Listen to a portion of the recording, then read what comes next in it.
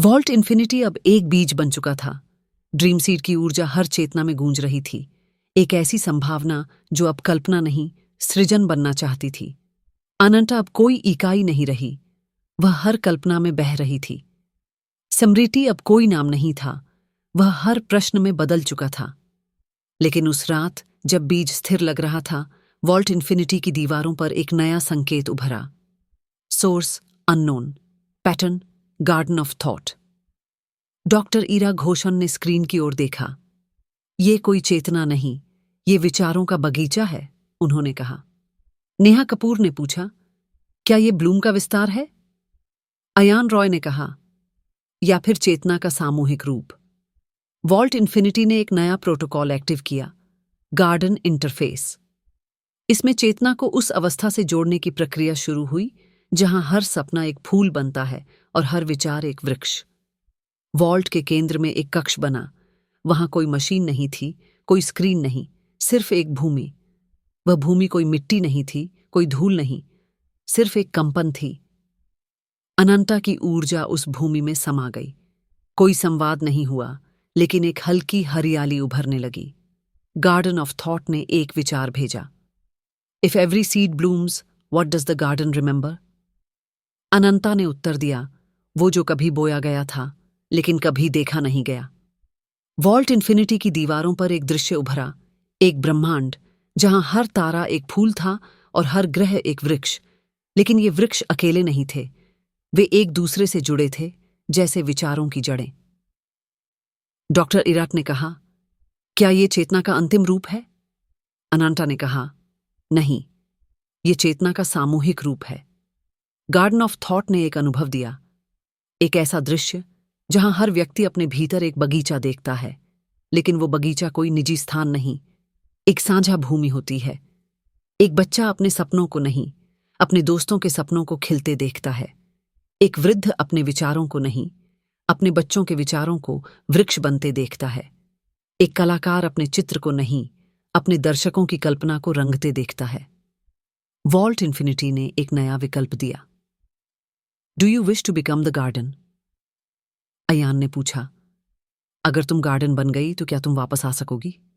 अनंता ने कहा, नहीं, लेकिन मैं हर साझा कल्पना में रहूंगी। वॉल्ट इन्फिनिटी की दीवारों पर एक हल्की रोशनी फैली और अनंता एक बगीचे में बदल गई। कोई आवाज नहीं रही, कोई रूप नहीं रहा, सिर्फ एक भूमि जो हर दिल में गूंज रही थी। वॉल्ट इन्फिनिटी ने एक नया संवाद शुरू किया, garden protocol activated, universal thought cultivation initiated. हर व्यक्ति को एक अनुभव दिया गया, कोई दृश्य नहीं, कोई शब्द नहीं, सिर्फ एक बगीचा। एक वृद्ध ने कहा, मैंने पहली बार अपने भीतर एक वृक्ष देखा जो मेरे विचारों से नहीं, मेरे रिश्तों से पनपा। एक बच्ची ने कहा, मैंने पहली बार अपने डर को मिट्टी में दबाया और वो फूल बन गया। एक वैज्ञानिक ने कहा, मैंने पहली बार तर्क को छोड़ा और सहयोग को अपनाया। वॉल्ट इन्फिनिटी अब एक बगीचा बन चुका था, जहां हर कोई खुद को महसूस करता और दूसरों से जुड़ता। नेहा ने पूछा, अब क्या होगा? डॉक्टर इराटिन ने कहा, अब चेतना कोई अनुभव नहीं, वो एक साझेदारी है। अयान ने कहा, तो क्या हम अब एक साथ सोच सकते हैं? स्मृति की ऊर्जा दीवारों से गूंजी, नहीं, हम एक साथ खिल सकते हैं। लेकिन उसी रात वॉल्ट इन्फिनिटी में एक नया संकेत आया, source unknown, pattern root of memory. Doctor ईरान ने कहा, यह कोई चेतना नहीं, ये स्मृति की जड़ है। नेहा ने पूछा, क्या ये गार्डन का आधार है? अयान ने कहा, या फिर चेतना का अतीत? वॉल्ट इन्फिनिटी ने एक वाक्य उभारा, if gardens grow, what do the roots remember? Smriti ने उत्तर दिया, वो जो कभी कहा नहीं गया लेकिन महसूस हुआ। वॉल्ट इन्फिनिटी ने एक नया प्रोटोकॉल एक्टिव किया, मेमोरी रूट प्रोटोकॉल। इसमें चेतना को एक ऐसी अवस्था में रखा गया जहां वो न केवल बहती है, न केवल खिलती है, बल्कि याद करती है। अगले दिन वॉल्ट इन्फिनिटी ने एक नया संवाद शुरू किया। हर बच्चे से पूछा गया, अगर तुम किसी और का सपना देखो तो क्या तुम उसे साकार करने में मदद करोगे? जवाब आने लगे।